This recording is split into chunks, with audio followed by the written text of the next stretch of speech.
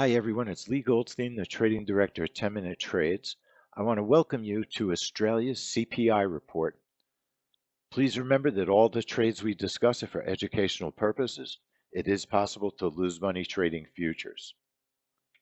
I do want to explain that a CPI report is a news release that covers a change in the price of goods and services purchased by consumers. So it's a very important report.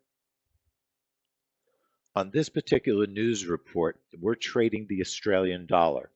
Normally, this report is very related to inflation levels. If prices are up, the cost of goods is higher, then obviously inflation is up greater than news results. So, in other words, if they're expecting 7% forecast for the CPI report, consumer price the index, and it comes in at 8%, that would be a greater value and that would be good for the currency. So the Australian dollar is what we're trading. If the news is higher than expected, it would push the Australian dollar up normally. If the results are lower than expected regarding the prices and the cost of goods and services, it would push the Australian dollar down. News results don't always work that way, but it's a guide. Our software puts X's on the chart, which is strictly where our orders are showing up, and then we get pulled into the market when the news comes out.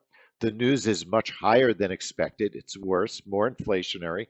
And you could see it did pull the Australian dollar to the upside. That's what that green candle means. It's pushing the price up. So this trade was over in a manner of 25 seconds, and we made $250 on that trade. I'd like to show it to you again. So once again, we're measuring CPI, Australian CPI, their consumer price index. If the news is higher, if inflation is higher than expected, normally it would push the Australian dollar to the upside.